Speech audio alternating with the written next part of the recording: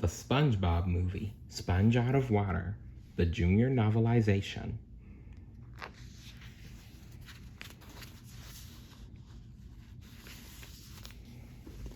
Chapter 12. When SpongeBob saw his pineapple home, he gasped. It had been severely damaged by a wandering mob, and for some reason, it was covered in gooey snail slime. Where was SpongeBob's beloved pet snail? "Care Bear?" SpongeBob called. A blob of slime dripped onto SpongeBob's head. "Revolting," Plankton said. "But it means Gary is close by," SpongeBob observed, ever hopeful. "Gary, I'm back." When they walked into the broken house, they suddenly stopped, shocked by what they saw. "Whoa," SpongeBob said. The house was filled with snails. Big snails, small snails, snails of every color and description. And they were all looking respectfully at Gary.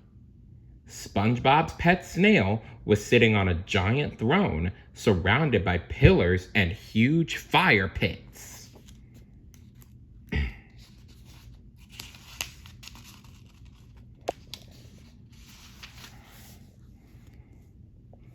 "Oh, hey, Gary," SpongeBob exclaimed happily. "Plankton and I need you to help us find the Krabby Patty formula and fix Bikini Bottom." "Meow," said Gary. "What do you mean you don't have to do what I say anymore?" "Meow." "What do you mean, King of the Snails?"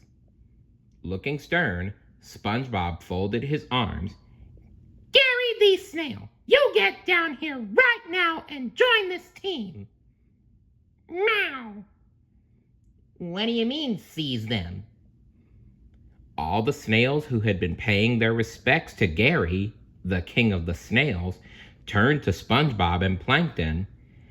Then they advanced on them with their fangs bared, growling.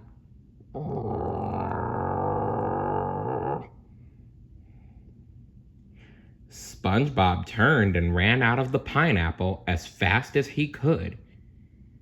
"Why are you running?" Plankton asked. "Because they're right on our..." He looked back to see the snails moving very, very slowly. "Oh, right," SpongeBob said, slowing his pace. "Snails." "Yeah, SpongeBob, did you forget they are snails? Snails move very slowly, just as turtles do, and sloths." The two unlikely partners strolled away from SpongeBob's house. "Well, so much for your TM." "Putting together a team is a lot harder than I thought it would be," SpongeBob admitted. Nearby, Mr. Krabs shouted, "This way!" The angry mob was still on their tail. "We better get out of here until things cool off," Plankton said. That night, high on a ridge overlooking Bikini Bottom, Plankton and SpongeBob looked down on their hometown. They could see fires burning in the darkness. "Everything we know and love has been destroyed," SpongeBob said sadly. "Looks like they're gonna have to change the name of Bikini Bottom to Dirty Bottom," Plankton said, chuckling. "Right, SpongeBob?" SpongeBob wrinkled his nose and frowned. "That's a little gross, Plankton." "Yeah," Plankton said. "Yeah, too soon, huh?" SpongeBob stared into the distance. "This feels like it really is the end." "Don't worry, SpongeBob," Plankton reassured him. "We'll find the secret formula, and everything will go back to the way it was. You know, all happy and junk."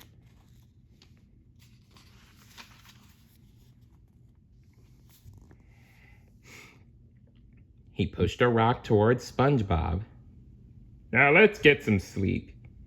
Yeah, I guess you're right, SpongeBob said, laying his head on the rock. Plankton pulled a blanket of seaweed over SpongeBob. There you go, he said. Feeling comfy? Plankton, SpongeBob said sleepily, I think you might know a little bit more about a team than you let on. Good night, SpongeBob. Good night, Plankton. Exhausted from the day, SpongeBob instantly fell into a deep sleep. Plankton let out an evil chuckle. Good night indeed, he said to himself. He crept up onto SpongeBob's head. That's right, SpongeBob. Sleep. You're hiding that formula in there somewhere. Plankton forced one of SpongeBob's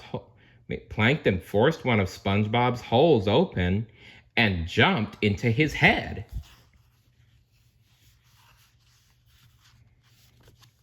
Stay tuned for Chapter 13. See you later. Bye.